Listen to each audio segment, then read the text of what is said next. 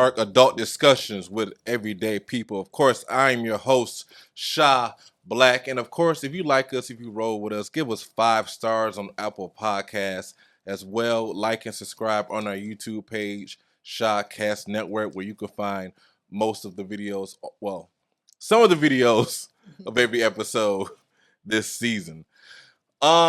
Before we get into what we have tonight, I do have a Grind My Gear segment. This is no shock for you guys. I named it finally. Yes, from Family Guy for sure. But Grind My Gears, where I come off the top, and I have a complaint. Mm-hmm. Mae Henny. Yeah. Mm-hmm. When are you gonna tell your other female associates? Not associates that you know personally, but the women folk of the world. The women folk of the world, same gendered people.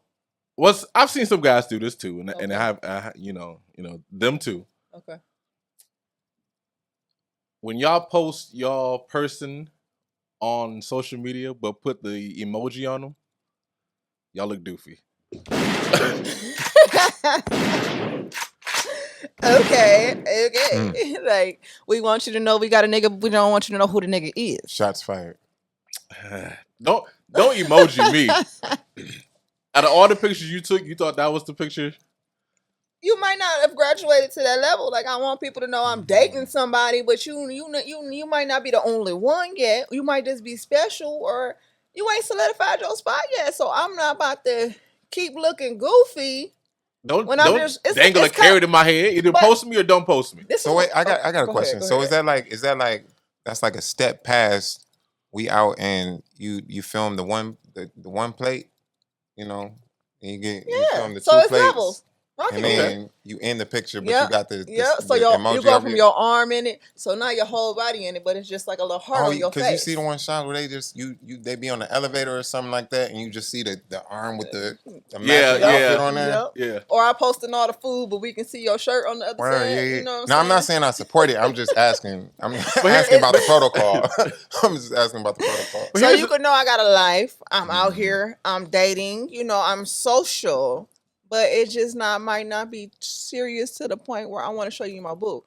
But one thing I else was going to say, when you put your man on the internet or your boo, it subjects your haters to that energy. You open yourself up to that energy, like how people don't post their kids. Summer Walker posts her kids all the time, but she put pictures over their face. It's a lot of people kind of believe in that energy, that spiritual transfer, like people will look and... Shit, I get that. You know what I'm saying? So that's kind of how. On social media, but relationships kind of like that too. Like you see me, or say if I was dating like somebody that everybody knew, like a NFL player or something like that.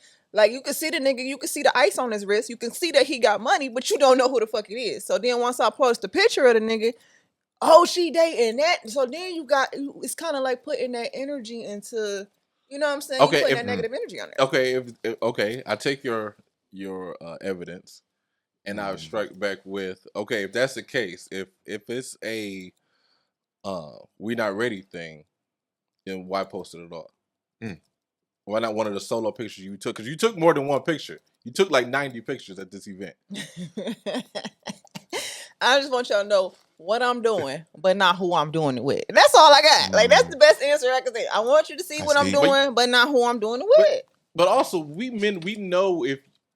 It might be for the bitches. I'm trying to make jealous, not the niggas. Oh, so you wait. No, okay. Because you just said when you show what you got going on, you make space for the hater energy, right? Mm-hmm. But now you said that you hope to inspire to really, like, you want to incite that energy, right? But bitch, like, so like for instance, all right, say if it's what you saying, right? If I'm trying to make bitches that I know don't like me but keep watching my shit, feel some type of way. I don't know. I ain't never did this, so none of this apply to me. I just want y'all to know. But I'm just trying to put my mind in the steps of other women. So say if it's some bitches on my page that just watch their page, but I don't fuck with them, they just trying to keep tabs on me. Bitch, I want you to see I'm out with a nigga. But if you a real bitch that's following me, don't like me, if you see who I am, bitches will DM that nigga and find him and try to go fuck him behind your back. That's how a lot of bitches is. So I get why some people want to keep certain, like, you can see, but you only gonna see what I'm letting you gonna see. You can't see everything. So I don't know. I ain't never did that shit. I post my nigga. You gonna see the face, like. So I don't know. Well, me and him not doing good sometimes when we break up. When I just told him, like, we just broke up and then we got back together 2 weeks later, then I might not post his page. But it's just like, all right, we solid. I'm going to post them all over. So I don't know. It's a lot of different reasons. That's what I'm saying. It might be goofy, but everybody got their reasons. It's a lot of goofy shit out here. Rocket. I mean, she do post him a lot. He got a good mug, I guess. I don't know. See, it looks crazy. It looks crazy. Okay. So it's multiple levels. Also, I lost my signal in the headphones. It was my fault. I'm sure. I was trying to get some more lead on it. It's okay. Yeah, it would be fine. I'm sure. Yeah. So for me, I don't know. It's a lot of levels to it. So there's a conversation around the psychology of posting a person's partner or like posting your partner, and they say that they say that that the research shows that the partners who get posted a lot, that it really is a sign about what's going on in the space, right? That there's some kind of insecurity or maybe like some kind of something happening in the space where the partner is being posted to generate a different sense of security, or at least project that to the world. Now, I don't know if I necessarily agree with that 100%. It makes some sense to me, but also I'm a person who has always had a desire to love aloud, right? And to really, they say love out loud, but English is tricky. But I've always wanted to be able to have that experience with someone. Being posted on each other's page?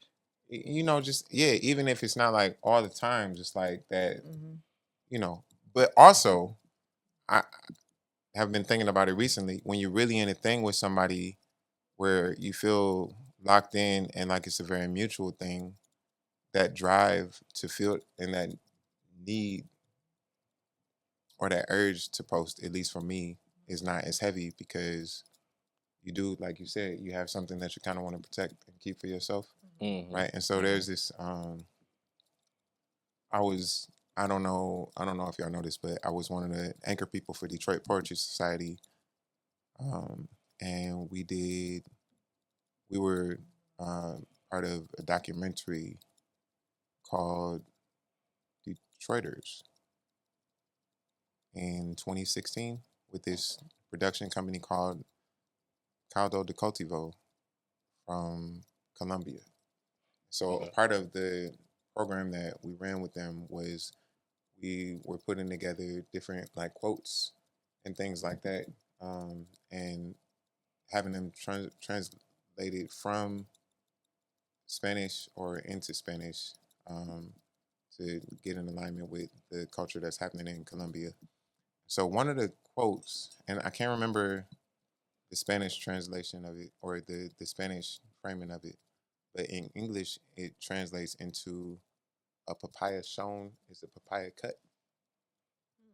Yeah, and so the principle around it, it's kind of like she was saying, you show somebody what you have, and they show up to take it because they know you got it.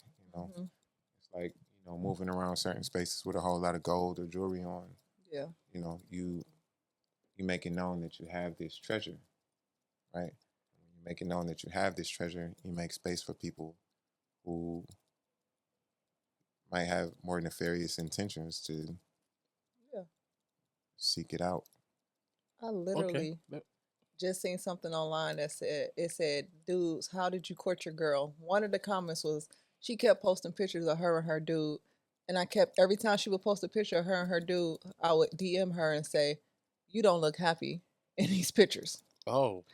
And then she left her dude and got with the dude that kept telling her she don't look happy. And he that's how I got her.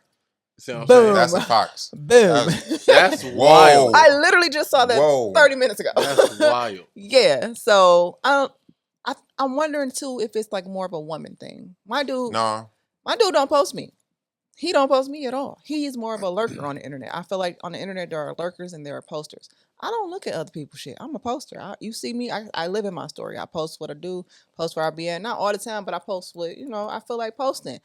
I rarely go to other people's stories and look at what they're doing. I'm a poster. I'm not a lurker. Yeah, you see, I'm but a lurker. I can look at my stories and I know who's watching my shit first. I know who about to instantly. I keep track of shit like that because I'm a poster. You know what I'm saying? Versus my dude, he rarely posts shit on, but he on social media every day. He just don't rarely ask. So sometimes I take his phone and post a picture of us. And then I go and see, like, oh, who's watching? Let me see how many views he got. Let me see who. You know what I'm saying? Wow, man. That's what I do. It is what it is. You ain't gonna like it, but that's what I do. You like that? I sure do. He don't care. He don't care. He do not care. I mean, he like that. Yeah. He do not care. I'm or like, he damn. like everything else. I'm like, babe, we got like 200. Yeah, we got 200 views on your story. Yeah. We only get like 100 on mine. You know what I'm saying? Stuff like that. So I was wondering if it's more like a gender thing. Like, he don't be giving a fuck. I think it's a principle thing because the thing is, whatever else is happening, that gear is well oiled in the relationship. His gears ain't grinding about it. Right? He feeling good. He feeling good. And was he when you was doing the partial posting? He didn't have a problem with that either. Mm-mm. But when I don't post him like on my story for a while, he be like, "Why you ain't been posting me? What's going on?" I be like, "Nigga, you never post me." And he be like, "Cause that's something. I'm not a poster." I said, "Well, I post you. This used to be a thing. Like I post you when you post me and stuff like that. So then he'll go post me. I'm like, all right, no, I'll post you. So he know cause I'm more of a poster than a lurker. You know what I'm saying? He like, you posting everything and everybody but me. And I was like, well. I'm mad at you right now. I don't want to post you on my story, shit like that. So we don't have those conversations, but usually I'm posting us or something on his story because I want to see like who happy for us, who not, who gonna like the heart. You know what I'm saying? Like who's really for? I look at all of that. I pay attention to the analytics.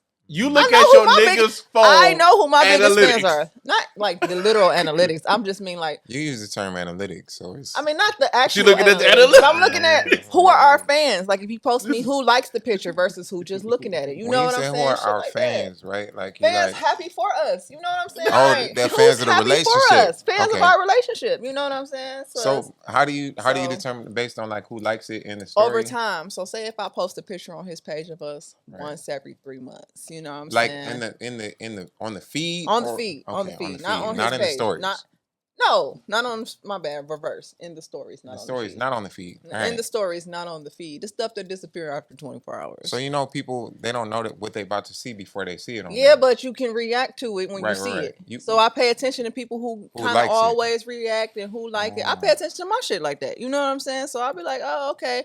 Who just coming to watch and shit like that. So I don't know if it made me crazy, it made me crazy. But that's just what I do. And we didn't say it was crazy. I'm just saying I feel crazy the way y'all stared at me. No, I'm just listening. No, I'm looking at you crazy. See, I'm looking at you crazy. I mean, you said you be checking his analytics, so not the literal analytics. My bad, I'm telling you got. The one that tell you like you got too many because he ain't got a professional page. You only can do that with a professional page anyway. Like you get this many. Your engagement is down. My shit tell me like your engagement is down 74% this week because you're not posting. So no, he not like that. His page just a regular dude. I just go in there and be like posting something there. This kind of like hard. My bad. No, you good. I'm good. Like swerve on the other end of the spectrum, but some guys don't like being posted, right? So I know some women who've been in situations I'm where like that to a certain degree. Don't post me until we're married. I'm not gonna post you. Married? I'm not gonna post you till I'm married. I mean, but you don't some cats even have though. more like nefarious intentions behind it. Right?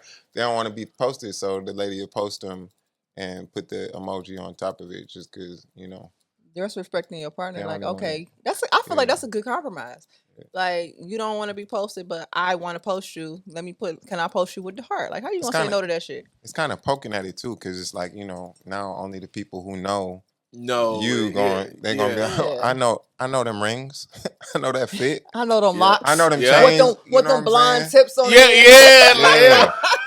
Now we starting to fight in the thing because she like, well, who you don't want to know? And that's the part too. Like, who you hiding me from? What we doing? Like, who you don't want? You hiding me from your other bitches? Like, what's going on? That's not the way to do that. I don't know. I'm just saying. I can see how a woman feel. I don't feel that way, but I can see how a woman can jump to that conclusion. Like, I've been there. I don't think hiding. Why you on social media if we not being social in media? I don't know. I'm done. You see what I'm saying? This is why this grab my gears. Hey, yo.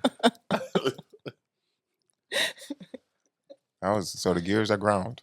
Yeah, man. If you let me know what you guys think listening. Do you post your partner? How do you feel if you have a partner that don't post your partner? Because I'm one of those.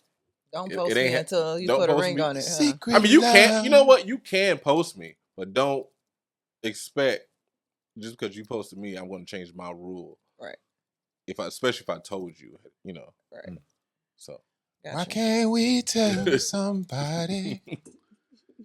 My mother used to listen to that song all the time. All the time. Don't do that. I don't even know the song.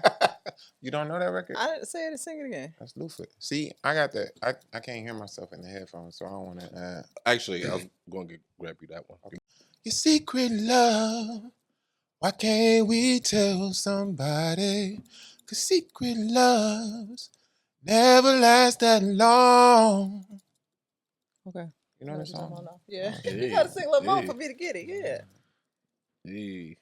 Lufa was on to something. Yeah. Yeah. I don't know. You know, everybody, the whole relationship's in their own way. Ooh. Grooving. No, you see me right now.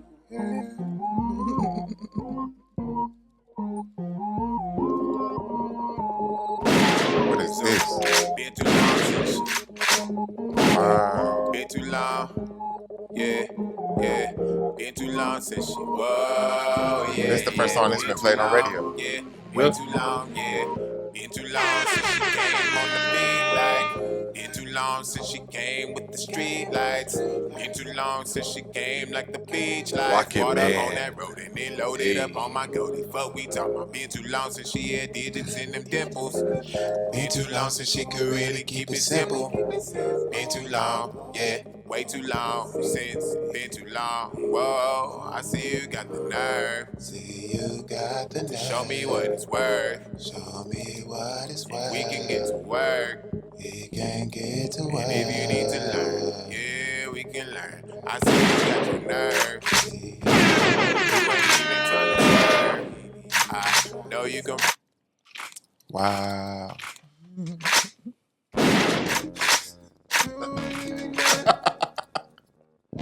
Wow.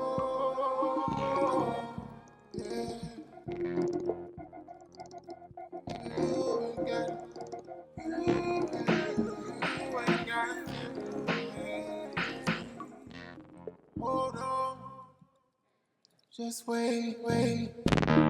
We already in it. Hope you don't flag us on YouTube, Rocket. No. Oh, wow. Toast After Dark. Toast After Dark. Shah, blacq, Mae Henny, and of course we have Rocket. Zoom. MC, producer, singer, poet, man. So tell us about yourself, man, for a second, man. Let me ask you, first of all. Yeah. The most obvious question. All right. I gotta ask it. Rocketman.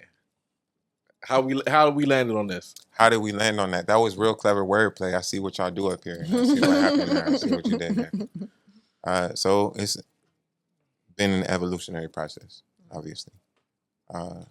Is it always Rocketman? Was it always? You mean like from birth? Like no, like was that your first like artist name? Is it always that? No, so really my relationship with that, I haven't really had like artist names, right?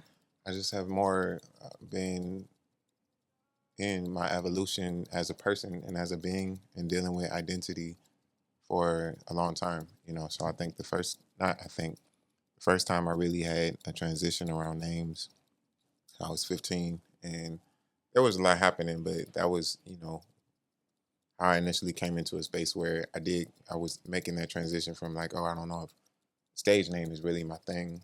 But I am having an experience about this evolution as a person. And it's interesting because you learn a lot about people when you are processing something like that, especially at that age, you know, when you're young. And it's weird because you start learning a lot about the way that people value others and the way that they value the way others identify or like hold space. And I know right now in 2024, especially going into 2025, there are a lot of conversations around identity and the way people identify and how we validate these things or invalidate these things in these processes, right? So when I was a teenager and a young adult, I was constantly kind of coming into this conversation where I was looking at people and I was like, oh, you one of those people who wouldn't stop calling Muhammad Ali Cassius Clay. You feel like that's what his mama called him, right?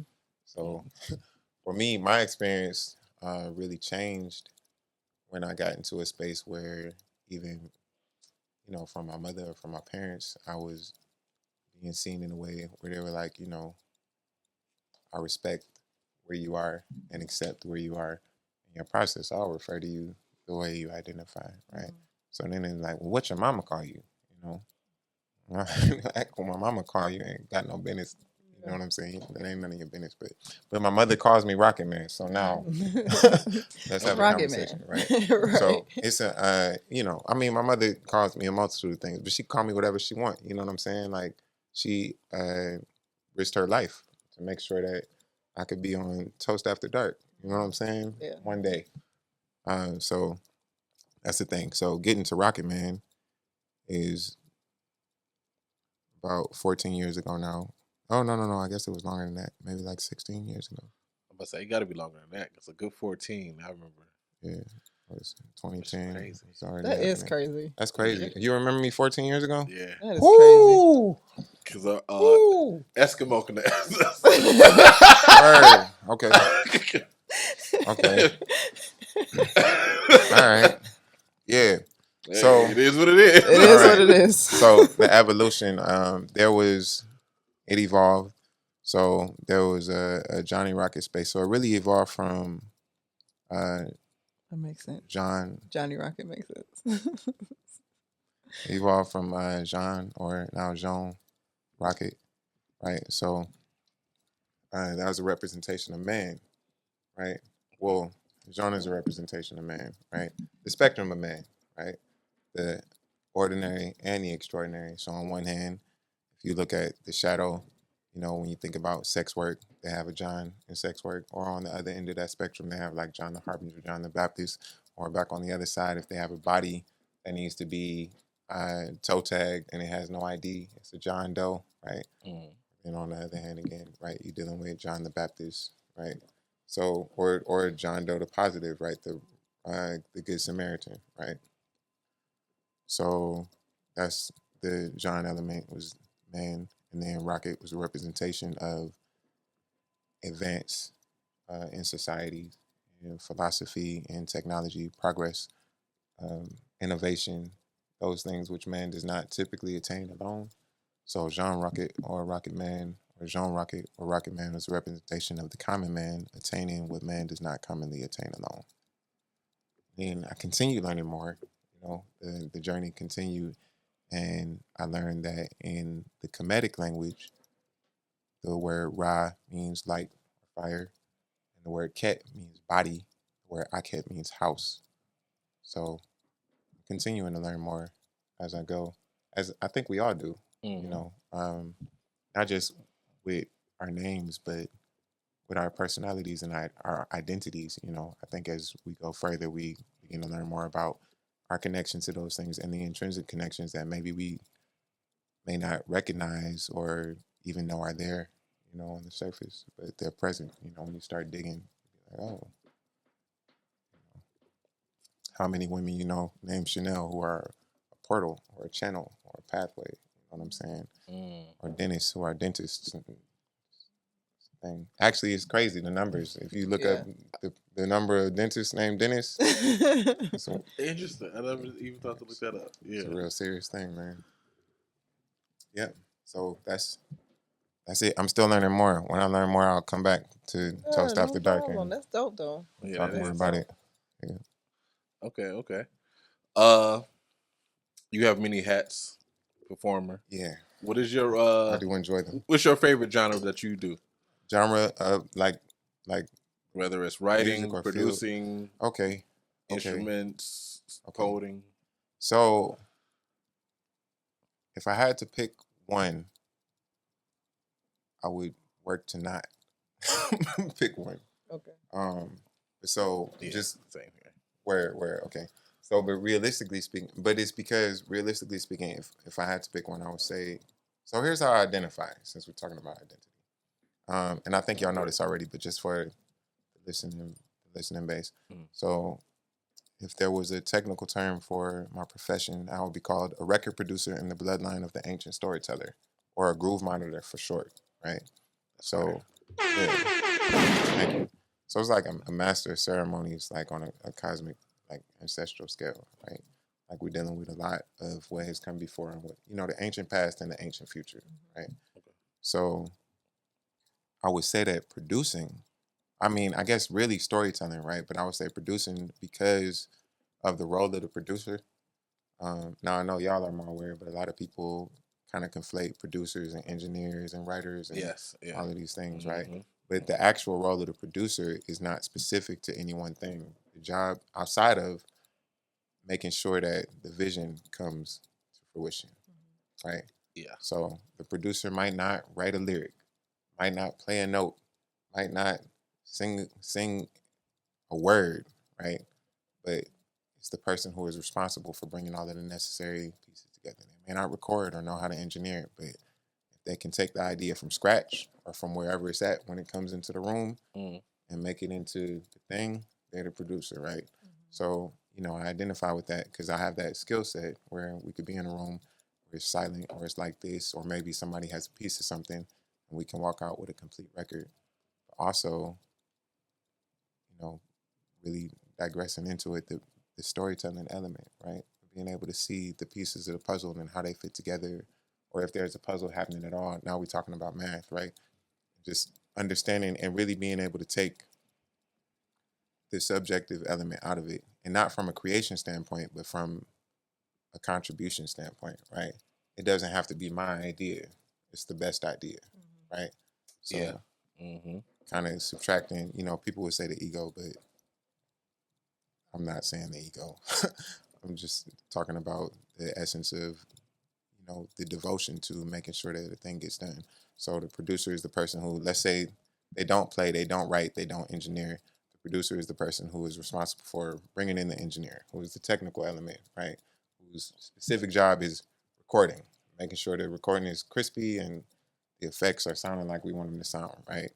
That it's a very technical job. Not to say that there's not a creative element to it, but they're not technically responsible for the creative parts of the song, right? Okay. Yeah. And the songwriter, obviously, lyrics, maybe melody, and then they may bring in a musician or a composer to do the instrumentation, right? And then a vocalist who is the performer or the rapper or whatever, right?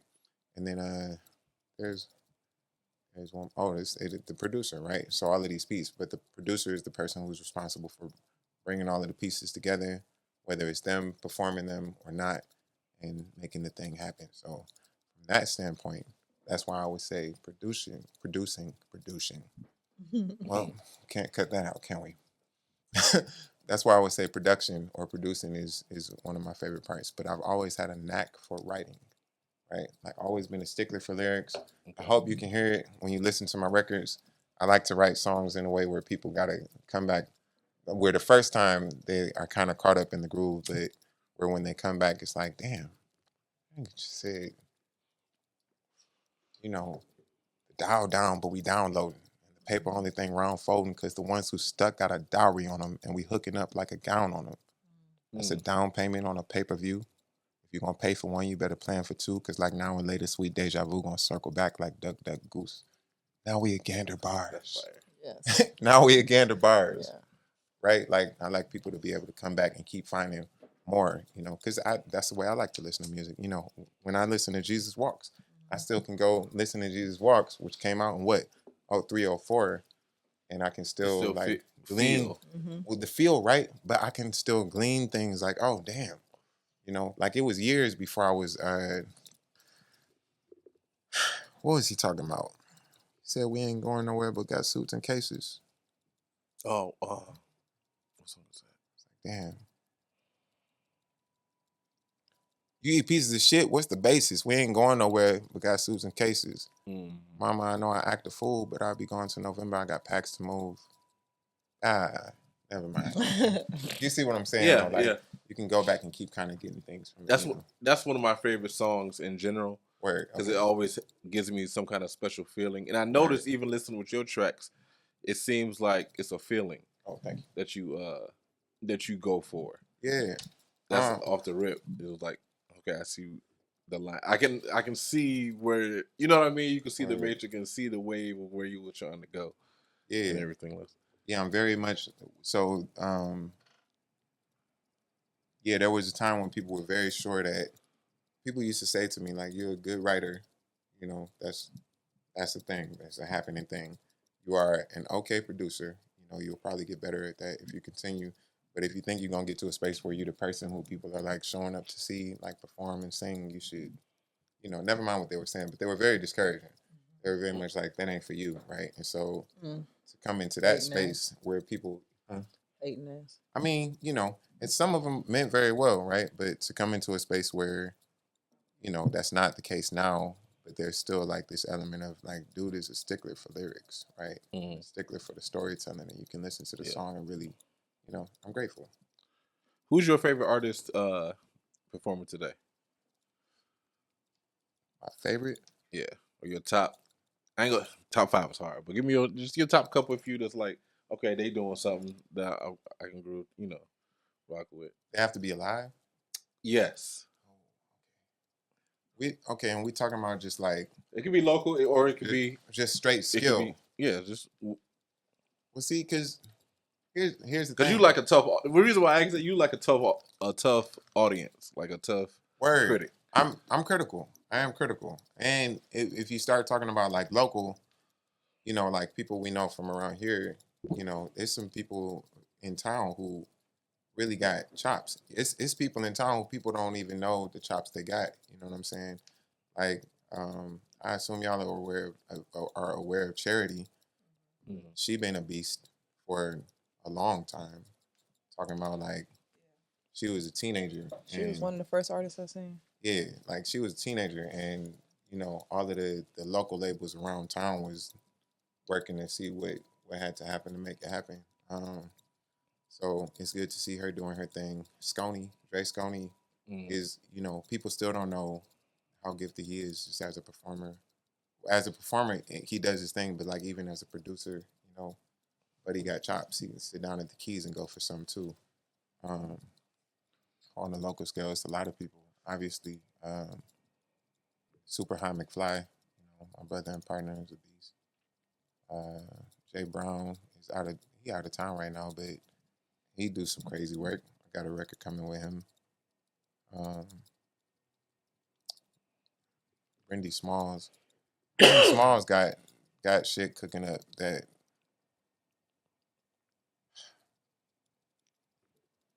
it's a lot of dope talent around town in Detroit. So just on a more commercial scale, who are still alive. All right, so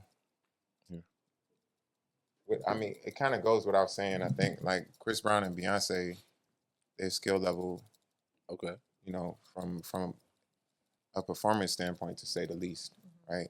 Like that's, you can't.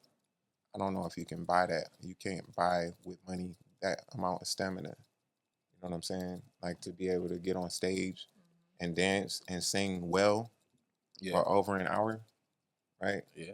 Or longer than that. It's no slight feat. It's no slight feat. So them for certain. Her is a beast. I love her. That record, Hard Place, probably one of my favorite songs of all time. Living People, Stevie is amazing. Janelle Monáe is an incredible performer. Yeah. Kendrick goes crazy. I seen Tyler go nuts. Excuse me. Oh, Callie Day. Y'all know about Callie Day? No. Not enough people do. She really is. She's a vocalist. And a lot of the work I've heard her do is like gospel oriented. and I think more like on the I don't know if the operatic circuit is where she spends more time at, but it almost looks like she's in like a school type setting, maybe like on a collegiate type scale. Okay. I love her. There's a lady named Aquia Melodia from here who's actually a student at Cat Tech right now. Definitely got some stuff going on. It's crazy. They got this record with the interlude. They've been doing some stuff with Motown and Star Factory's Adidas Sound Lab program. That's crazy. I don't know if I can make a short list.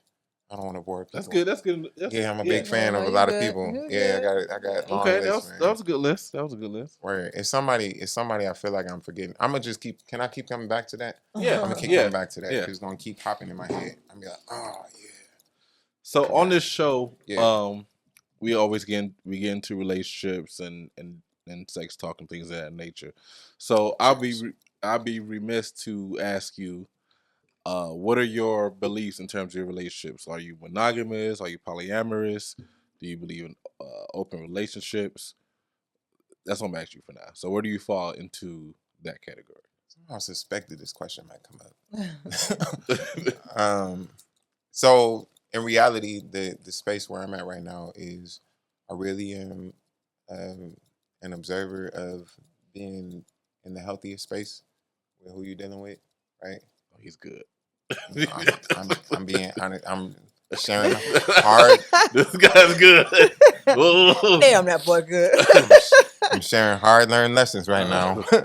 They weren't easy lessons to learn, and I definitely learned them the hard way. But you know, I found myself in spaces where I had to realize that monogamy had not necessarily worked out for me, and then I found myself in a space where I was like, non-monogamy ain't, necessarily has not gone exactly where I wanted to go. So I start processing myself and the way I was holding space with people at all differently. And just kind of came into a space where you got to realize that it's a very intimate and primal thing, processing that. So definitely, if it's healthiest to be holding space in monogamy, I think also your intentions in the long run have a lot to do with it, right? Like what you're really looking to do. What is this about? You're asking about me. Yeah, I feel like if I'm in a space where I feel like non-monogamy is disruptive, it ain't good to do that. I'm really focused on building something for myself and my family and those who will come after me, where whatever is happening got to be real solid, and I can't have no extra shit. Okay, that makes sense. Makes a lot of sense. Man, what about me? Huh? You got one for him? I was gonna, I mean, pick at it, right? Because, well, here's the thing too about theories, right? In the scientific method, the thing about a theory is not how many ways can you prove it right. It's making the effort to prove it wrong. Yep. Yeah. So, that's the reality of the thing. Because I also, like, just addressing it further, I think a lot of it too has to be about the way you really are relating to and dealing with yourself. You can't be like, oh, I just want to let my partner make or whoever I'm dealing with make the decisions about how I deal with others, right? But you have to be intentional about recognizing how it's affecting you. You know what I'm saying? Like, how is it affecting you? How is it affecting your partner? How is it affecting the space, right? Like, okay. Yeah, no, I think that's very mature, and I think it takes a lot of people a longer time to get to where you realize that then they know. Like, I think a lot of people just worried about me and how I feel, and it's like, well, if this is causing hell, I'd rather have peace than hell. You know what I'm saying? So, but if it's something I keep coming back to, I need to get to the root of why this is still digging at me, why it's still something I feel like I gotta have. So I definitely think that's very, very mature. I don't even know how old you are, but I think that's very mature for I know motherfuckers that's like knocking on 60 who still don't even think like that. Like, they want to be a player till they literally die, So. At my job, it's a lot of dudes. I'd be like, no, I can't. It's the money that make them feel like they could be a player till they die. So like, I don't know. You know what's interesting is it took me time to get to this space, right? Like time, you know, enough. I think enough time. But I never had a desire to be a player, right?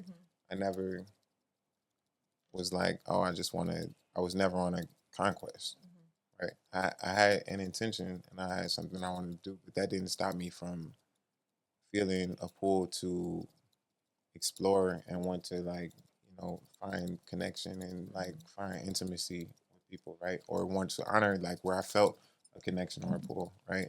So, you know, however you end up at the lesson, you know, it's like gotta a lot of ways to get home. Yeah, that's a lot of ways I'm using that. Yeah, I'm using that. We gotta get there. Yeah, but the intention around, you know, getting there, figuring. It reminded me of Finn. How she was talking about how she was trying to try monogamy. You know, she's our poly person, and she finally met somebody she wanted to try monogamy with, and you know, be like that. So it's like whether it works or not, you circling around to it to like, oh, I thought I was this way, but maybe I'm not. This person makes me feel like, hey, you know what I'm saying? And I wanna, and I'm willing to possibly risk it all to see everything I thought I was to make this happen with you. So, yeah, no, like you said, however you get home is how you get home. Yeah. Bars. Okay, so, and it's interesting too because I've arrived at, well, so this space is a little bit different, right? But I've been at a point before where I was like, oh yeah, you know, I had stopped dealing monogamously because, you know, I feel like that hadn't worked out. But you know, I feel like I'd give it a try with you, you know, and just see, right? Because I just feel what's happening in the connection, right? But that's different than being in a space where you are not moving monogamously, or you like are holding space non-monogamously, or even with no formal commitment, and coming into a space and being like, oh, the way I don't know how I feel about the way this energy is interacting with this energy, right? And it's not even as much about centering the person saying, oh, this is exactly what I want, right? It's more about being attentive to the care, right? The care, like, I see how it's affecting you, even if you want to honor, you know, what I feel like is my truest self, right? Because then I have to, that space even being made, now I have to look at myself and be like, all right, well, if it is about the truest self, like, what is the truest self saying, right? Because if you hold in this connection with this person in a way where they feel that much about you, you know, like, okay, this is a different level of investment than just exploration, right? Now we're talking about like a real intention to build and sustain, excuse me. So, you know, what's the value of that? Am I doing something that's disruptive to that? And that don't have to be sex. You know, that come in a lot of ways. I think that's very mature. Yeah, that's very mature. Shah ain't there yet. Boy, we didn't wish upon a star now. Hard lessons. Yeah, for sure. For sure. Yeah. What, man, I'm gonna start with you. What are some of your relationship triggers? Triggers, like, what do you mean by like triggers? Like, it could be anything that to trigger me into a, like, what you mean, like, that make me break up with somebody? Not necessarily break up per se, but maybe put you in a bad place. Oh yeah, okay. So you specifically asking about negative triggers, correct? Because triggers like really neutral, right? Yeah, you're right. The connotation is negative, but all right. Okay, so there's just like, okay, so I'll give y'all triggers that bring out the crazy, the sad that nobody want to see. You know what I'm saying? Yeah, because you out with looking at the analytics. Okay, hey, a trigger for me. We in the room here. Hey, be real targeted. You know what I'm saying? Yeah, when it popped, just I was over here. Okay, so a trigger for me in a relationship, I would say, I pay attention to I hate this part. I hate, but I don't like that I pay attention to so much stuff. And I remember, like, I'd be like, you remember back in 2005 on this day you said this? Like, I hate when, like, you say you stand on something and then you start showing me signs that's not, like, what you actually standing on. So, say, for instance, if you say, like, I'm the type of person that I'd rather leave than cheat. Say if that's like something you told me from the jump. Like, all right, well, I ain't got to worry about the nigga cheating on me. He gonna be like, hey, man, I ain't feeling this no more. It's time for me to go. But then I started like noticing, why you getting dressed up every time you go here? Or what's going on? You sleeping with your phone under your pillow or stuff like that? So it just be like, I guess when your word not lining up with your actions, like if you told me something, if that makes sense, that's a trigger for me. Then I'm gonna be like, okay, so I'm gonna call it out. Like, so what's this about? What's that about? And then if you start lying, once you start lying, it's over. Because as a Libra, I'm a master liar. But I intentionally choose not to lie because it's just so fucking easy. So once you start lying, it's like, oh, you want to see me outside. You want to see me lying. That's what we doing. You know what I'm saying? I'm a big on matching energy. So if I start seeing bullshit in you, it's gonna trigger bullshit in me. And my bullshit gonna out bullshit your bullshit. And then it's just gonna be, we might as well not even be together now. So I feel like that's my biggest trigger when it comes to little shit. It ain't like little shit I can put up with. Like the way you chew your food, I don't like that. You know what I'm saying? Like I can't the do way it. you fold clothes or something. I can put up with little stuff like that. I can't. But just your like your morals and your characters. If you tell me you one way and then you start showing me you not really that way, that's when you gotta like. That's when you gonna bring out the other side. I don't know. Okay. What about for you? What about for you? That's deep. Yeah. Yeah, I don't even know where to begin with you, man. I mean, I'm not. Yeah, I ain't mad. But I mean, I hear that. Yeah, I hear that. That's the thing. I mean, it's the thing. You could just be honest. Men are liars. That's a real. Not all men are liars. Wow. Not all men are liars. No. Jesus. Wow. I've been a big preacher on the show. It's like saying Libras are liars. Under 35 is a. You say easy, lie. huh? It's a lie. Everything under 35 years old. It's a lie. Everything I say under 35, for me, I'm speaking for me, is a lie. We know bad apple over here. At 36 is when I started. Like, so you feel like truth comes with maturity? Yeah. Truth definitely comes with maturity. I feel like because it's like at the point, I'm at the big age I'm at, I'll be 35, but it's like a lot really takes, like how they say you tell one lie, you got to tell 1,000 more to cover.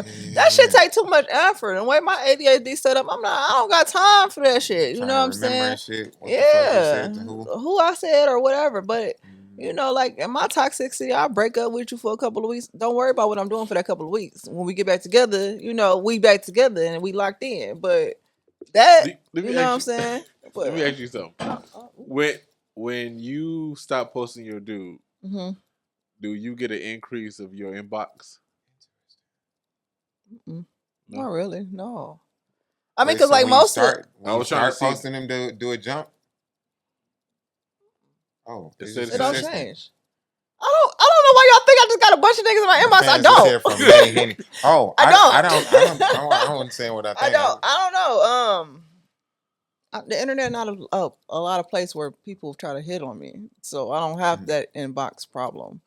Most of the people that try to hit on me is I step outside. Like when I'm outside, like I got turned off 3-4 niggas every day. Like it's more like outside type shit. You know what I'm saying? So the internet, no. Like my close friends, both of y'all are my close friends. Like you know what I'm saying? Like close friends is close friends, and that's it. Don't nobody just be sliding in my inbox or nothing like that. It's very rare, I'll say. It's not something that happens all the time. I don't post. I'm a story poster, so my shit deletes 24 hours. I don't post on my feed a lot, so I'm not out here like fishing and posting ass pictures and shit like that to make a motherfucker feel like you don't realize your inbox is your inbox. I 100% guarantee. I promise you, my inbox dead as fuck. I can show you right now. It's like dead as fuck. Right. So also though, okay. So what I have learned though is, you know, a man's active can be different than a woman's active, right? When it comes to shit like being hollered at, you know what I'm saying? Like how she just was like, yeah, you know, when I go outside, shit, 3 or 4 niggas a day, I'm turning down. You know what I'm saying? Like, every dude don't say that. You know what I'm saying? Like, you know, right? A guy's experience is different, right? Yeah. Not to say that you might not come across women over the course of a day who, you know, there might be a mutual interest in, right? But that's different than somebody asserting pursuit, right? That's different, right? So a woman's activity, you know, even in her DMs is... That's just so surprising because I get, which is crazy. This is wild. You get a lot of bitches? No. I get more questions about you between you and Infinity. So they assume they always assume me. No, not like you though. You the plug. Oh, what you mean? Like come through you, like, hey, yo, what's Mae. up with Mae? Oh, like dudes see me and be like, what's up with Mae? Is she single? Type shit. Oh, okay. Yeah. Got you. You to connect. Yeah. You up here? I thought you were saying people assume me couples. No. They don't do that no more? Did they finally stop? Yeah, your Gary Post work. Good job. Everywhere I went, they be like, what's up with Shah and Mae? What's this your dude? This your dude? Like, this is my homie. Like, what are you talking about? Don't even get me started on that. That's trigger. There we go. I got one. Bars. Go ahead. Assume when I tell you that's my friend, but you're assuming otherwise, that's my trigger. That's your trigger? That's one of my triggers. That's a good trigger. That's fair. That's fair as hell. That's fair. Yeah. That's fair. I have no problem telling you. They just think you a liar. That's what it is. Yeah, they be like, nah. She's too cute just to be a friend. Yeah. They might not even think y'all too cool together. Like something between y'all. Hey, some people got trust issues, and some of them trust issues is some of those trust issues are brought on by traumatic experiences. Yeah. You know what I'm saying? Ain't got shit to do with me. Like, oh, I seen this before. Like, I see a where pattern. They looked at each other and smiled. You know what I'm saying? Like, they'll connect dots that don't be dotted though. I'm like, oh, okay. Right. It's also interesting though, because different people, like, I feel like, okay, so here's something I've been saying often that I really feel is deeply resonant and just true as fuck, right? A lot of times we are working as a society to like socialize and civilize the nature of relationships and intimate space, right? But the truth of the matter is that it's a very, very primal happening, you know, and it's very subtle. The things that really drive it and the things that really create a lot of force and a lot of motion and activity around that energy, it's like really subtle. You know, it's the scent or the way we engage at the end of a sentence. You know what I'm saying? The way you chew, right? Like you were talking about that, right? Like, oh yeah, I don't care about the way you chew. I do. And I didn't even know. You know what I mean? Shit you didn't even know. I was with somebody one day. We went out to eat this years and years ago now, right? Close. And I love this woman as a person. You know what I'm saying? Like, we family. You know, like, we good, right? We was out and we got food. And we were sitting there eating, and she was chewing. Everybody got their thing. You know what I'm saying? Like I said, I didn't even know that this mattered to me. Scent is super important to me. You know? And it's one of those things where I realized that it's always been a thing, but I wasn't processing. I mean, really, it's a thing for everybody, right? Yeah. But I didn't realize how intense of a thing it is for me. And it'd be a subtle thing. It's not like somebody smelled bad, right? Like, it just is like there's a certain scent that feels like home, right? Or like this is chemically working out. But yeah, I was sitting there, I was eating, and she was chewing, and I was like,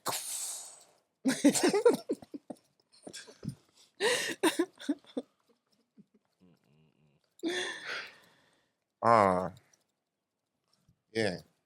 So it's like these very subtle nuances that create the life in the intimate space, and it's very nonverbal. That makes sense. It's very nonverbal, and so a lot of this shit be people working to stay locked in with the conditioning around it, but it's tough. I feel like I took the conversation somewhere. Oh no, you good. No, you good for sure. For sure. You good. For sure. Like that's you got any like pet peeve, Shah, like that? Like I can't deal with a person who chew a certain way or I don't think so. Not for real. Nah, nothing like that. No, you think you might not know yet.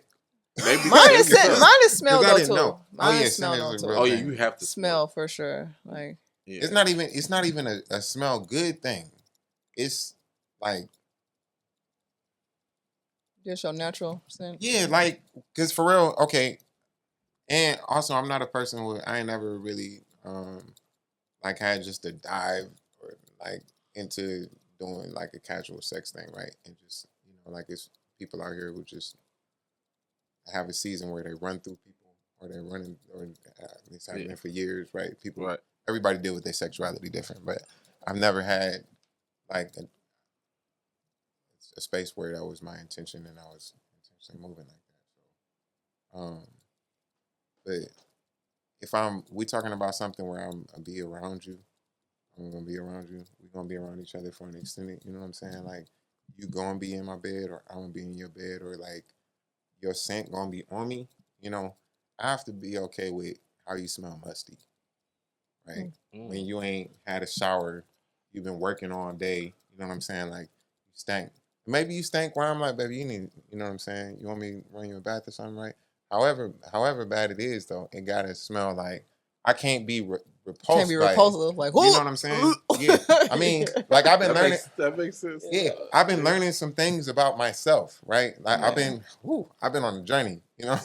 I've been on a journey. Like I have to be okay with like if you just was starting to fart, you know what I'm saying, or like or talking about taking a shit, you know what I'm saying? Like you on the phone with your person and they taking a shit, right? If you somebody who when you start talking about that you shit, and I'm like, I did not want to know that you shit. I mean, you human. Yeah. I just, whoa. It's in deep when you could just sit there and they take a shit and you just talking to them.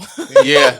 Like, oh, this feels okay. You know what I'm saying? Like, okay. Or like you vomit or something, like you need help for real, right? Yeah. And I'm like, shit, I'm cleaning up baby girl vomit. That's one of my pet peeves. I can't do it. That's what you can't do? I feel it. You got the squeamish thing? Yeah. Or you if I see throw up, I throw up. So you got the same thing with blood? No. Okay. Yeah, it's only that. Okay. I feel it. I'm not mad at that. It's that's a real thing. It is a real thing. It is a real thing. I'm gonna get a couple more. I'm gonna get you out of here. Oh damn! Y'all over me. I feel like we just started. I was talking shit. No. Dang, you threw me off. Oh, I can share one of my triggers while you. Yeah, sure. Let's triggers. All right. I like to feel valued. Ooh. Yeah. And so like so I guess it's a positive and negative trigger, right? Like I like to feel because everybody is having their own experience, right? Everybody is figuring this shit out, right? Like we was talking about, we all working to get back to home base, or to maintain home base, right? But I don't like to feel like you're like I don't care. I don't want to feel like. I think that's the perfect way too, actually. Yeah, like I want to feel like you give a fuck. Eskimos. Y'all fucking irritating. I want to be like I don't give a fuck. Yeah, because I'm like, I'm in a season of my life where I'm kind of I'm not into like shouting matches and shit like that, right? But even for a long time, I was in a space where even if I was triggered as fuck, angry, and even like shouting. Yelling, right? I was very intentional about not saying shit for the sake of hurting someone's feelings, right? Like I come from a family of sharp tongues, right? Really like it's like silver or gold or melanin or some shit, like quicksilver. It's bad. It's not good. Like we decide it's time to cut into somebody and be like cruel, or even not being cruel, right? It's like you about to feel where I'm coming from. I might say some shit you ain't never gonna forget ever, right? So I got into a space at some point, maybe in like early 2010s or I think it was like around 2015 where I realized the effect and the power that some of those things have, and I was like, damn, I can't be saying shit for the sake of hurting somebody's feelings. Like if I'm real angry, I might say some shit that's true that might hurt your feelings, but I'm not about to, people be whipping your shit out just to slice it, and they know it ain't cool. I be working. I'm real serious about not doing that. Be mean. Yeah, because I want you to know I give a fuck, and I want you to care too. That's real big too. I feel like value is that's where I stay. I stay where I feel valued versus where I'm just wanted or lusted after. Word. That's why I keep coming back to where I feel valued. Word. Yeah. As a whole person. So. That is beautiful, man. Do you see yourself getting married? Do you believe in marriage? Do you see it happening in the future of some sort? I would love to be married. So I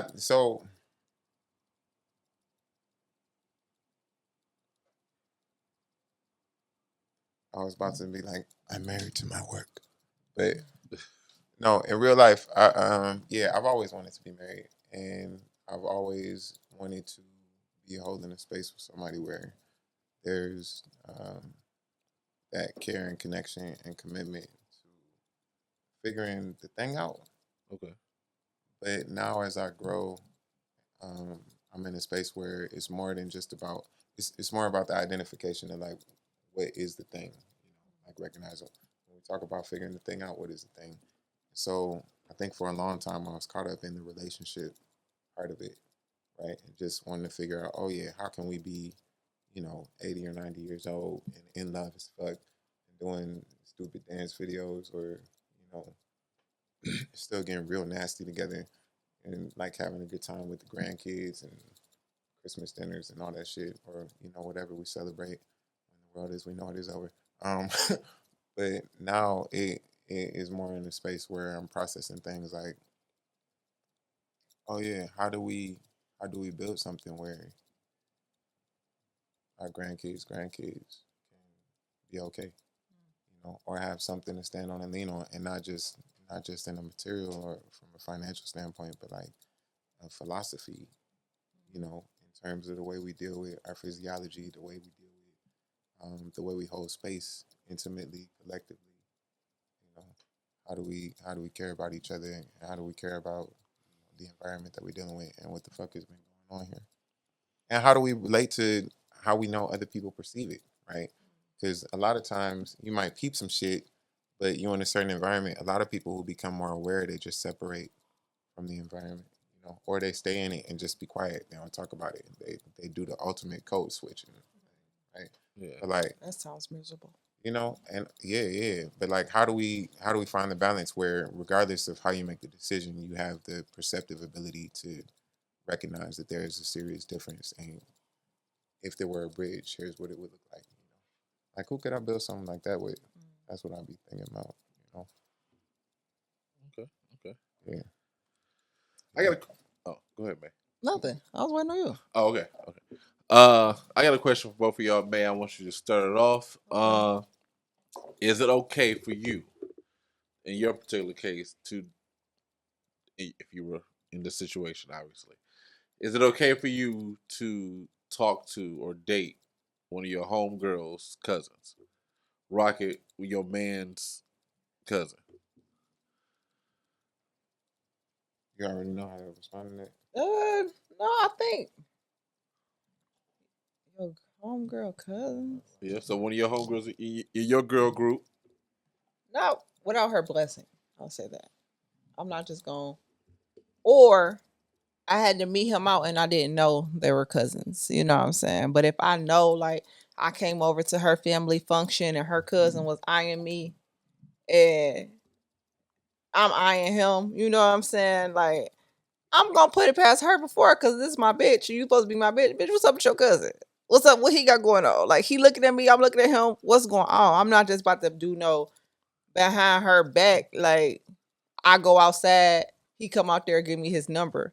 Like, no, I got to talk to my bitch and tell my bitch about this first. So, I don't know. In that case, it got to go through my homegirl. I just can't. Or like I said, I was at a concert. He was at a concert. We find out later, like, oh, you related to such and such. After we done already talked or been on a date or something like that. I gotta run it past my bitch. I don't know. That's just me. Run it past. I gotta run. I do, because you gonna give me the tea. My best friend gonna give me the tea on her cousin. Like, girl, I don't know if you want to talk to him, girl. He got such and such kids, this many baby mamas. The last I heard, like, she gonna tell me the tea. So she gonna let me know. Or if he a good dude, she be like, yeah, girl, he a good dude. Like, he been single, he a doctor, this and that. But if he ain't shit, like, how else I'm gonna find out? She can cut the bullshit right there. Like, girl, he ain't shit. So suit yourself.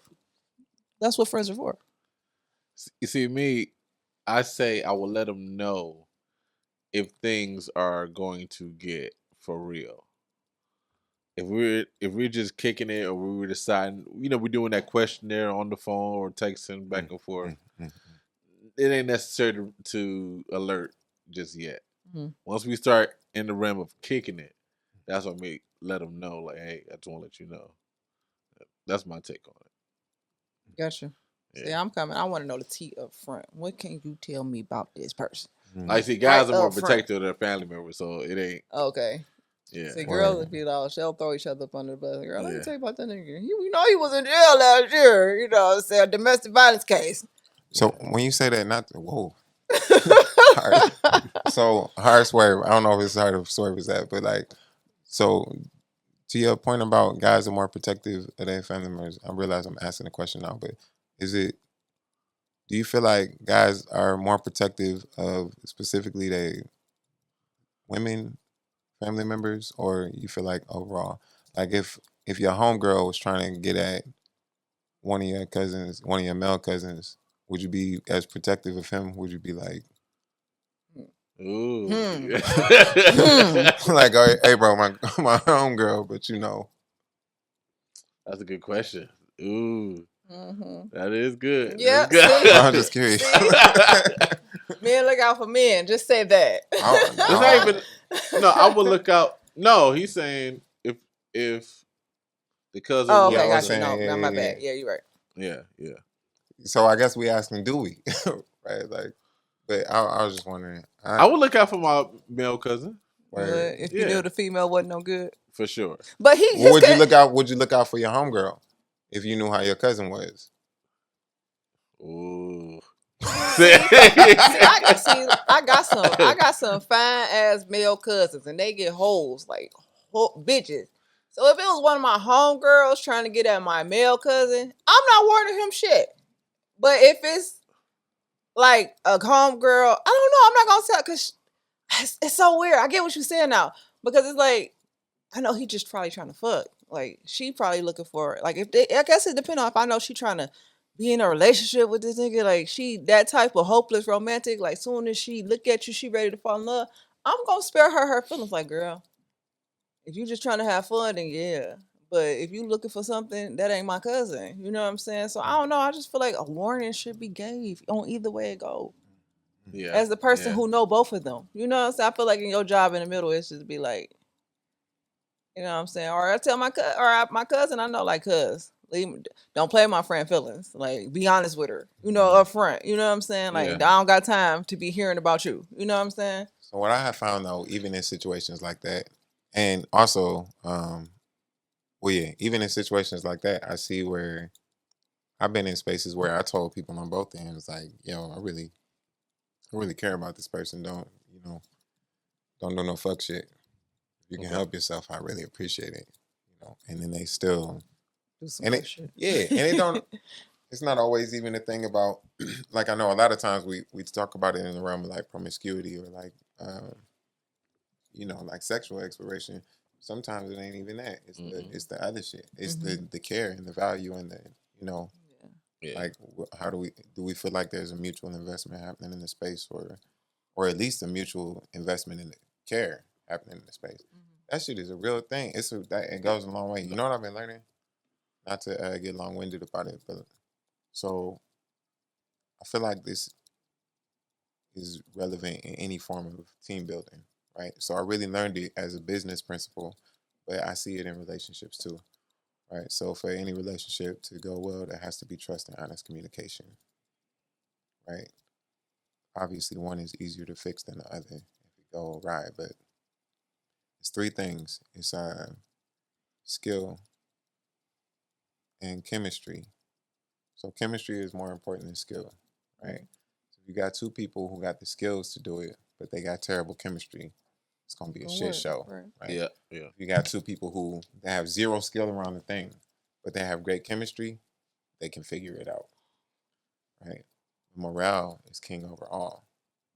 Because morale is what makes sure that even on days where the chemistry ain't working out, people get up and keep coming back to the table, right? So morale has a lot to do with care and the way that we are exchanging care and our expression of value in the course of the interaction. Yeah, that's deep. Hard lessons. Hey, All right, listeners. Yeah.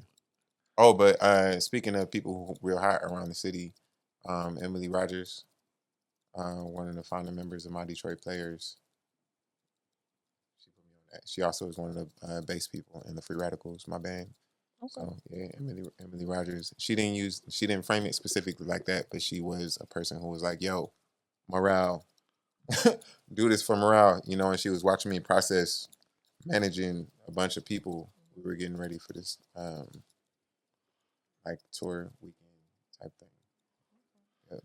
Speaking of which, we gotta definitely get you back here because I definitely want to know about the band and how you created it and what's next. Speaking of which, like once you come on Toast, you're just gonna keep coming back. Yo, they just played 2 of my records, y'all. Go listen to those. We didn't talk about them, but I want to shamelessly plug that shit.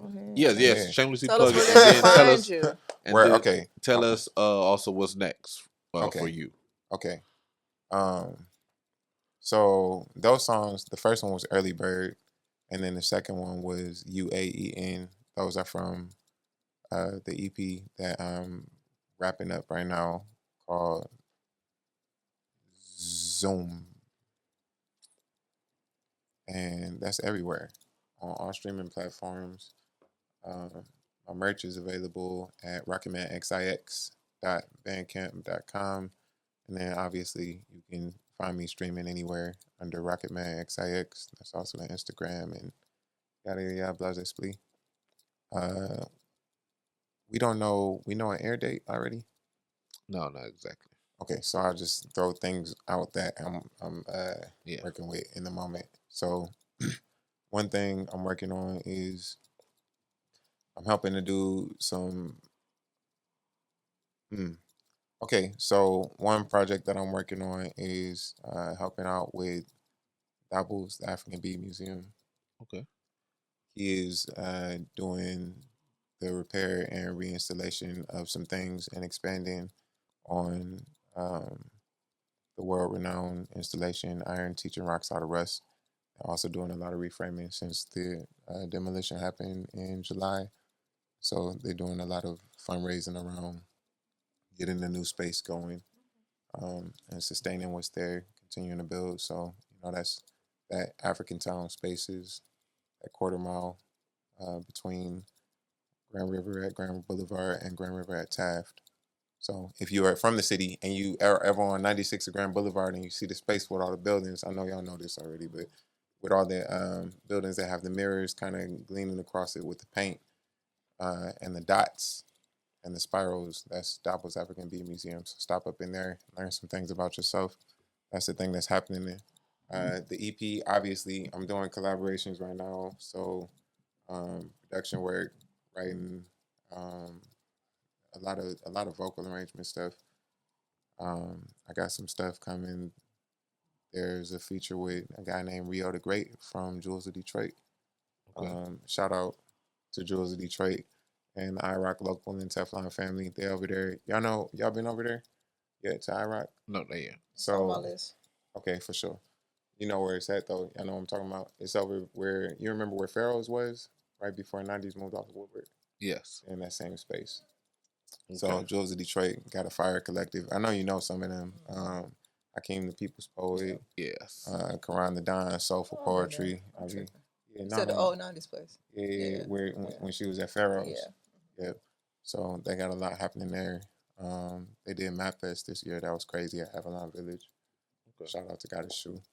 What else? I'm working right now with Mama and Yame Selassie and her niece Pavia Daramis. We just did a program at the main branch of the public library for based around one. She was having a book signing for her book Gangsta the Guru, which kind of details her partnership with Henry Marzette, who is essentially one of the originators of the archetype for Black crime bosses. So he was a person who was there in the era where it became established that like the crime boss wears the mink. You know what I'm saying? Things like that. Which he wasn't flashy like that. Like there are a lot of people who feel like American Gangster was based around him as well, maybe even more so than Frank Lucas, even though he would have existed more with Bumpy Johnson's time as well. Anyway, so doing a dive into that. And then also, Marzette passed in like 72, I think.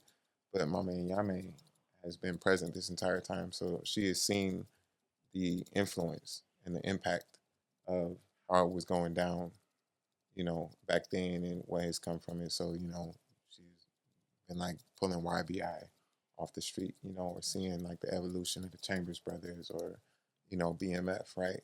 And then coming out on the other side, going to the bush, or dealing in the penitentiary and really having this really advanced perspective on what we're dealing with and what we're processing. So doing some work with her to continue developing some things. There's a guy named Corey Pritchett in Saginaw, who I just got connected with through the Pioneers Conference at University of Detroit Mercy. And we're working on some stuff around reshaping the framework of like commercial music. Okay. So I'm trying to remember the name of his program, but it is really about the influence of rap music on the younger generation, on the populace, and the way it shifted over time and its connection to prison industrial complex and all these things. So we're working on some stuff, to really one of my biggest goals is putting things in a digestible framework, right? Like we have all of this information, right? We have all of this technology and all of these like understandings about, this is connected to this. And like we are in this season in this era where people are connecting all these dots, right? But it's still this kind of like coarse line that is a hard divide between the people who, people identify them as woke or conscious or, the aware, right? And the unaware. There's this stark divide. And a lot of it is because this line is like edgy, right? It's abrasive. It's not easy to process a lot of times, right? And what it really ends up taking to get people on the other side of it is something that is digestible, something I can process where I'm at, where I don't got to be, overthinking it. I don't got to be, feeling like I got to be super smart right now in this moment to understand what's happening, right? Like it can just be something that's like a simple question, like how does this really make you feel? Or now that you know this, like how do you actually contribute to it? Some people can walk away and kind of sit within themselves and, groove too. Okay. Definitely sound like a busy man. Yeah. A super busy man. Yeah, I don't want to overstate it, but your social media tags? Rocketman XIX, ROCKETMAN XIX, all one word on all platforms. We want to thank you, brother, for coming. Thank you so much for having me. We toast you and all your success. Hallelujah. Cheers. Cheers. Mae Henny. Y'all can find me on IG at MAEHENNY _. That's Mae Henny _. And on Facebook, Mae Henny. All right. You can find all of us under Toast After Dark Pod on Instagram, Facebook, all the social medias. Get on us on Shahcast Network on YouTube. And, of course, give us 5 stars on Apple Podcasts and Spotify. I'm your host, SHAHBLACQ. And to that, we toast you or do. Peace. Cheers.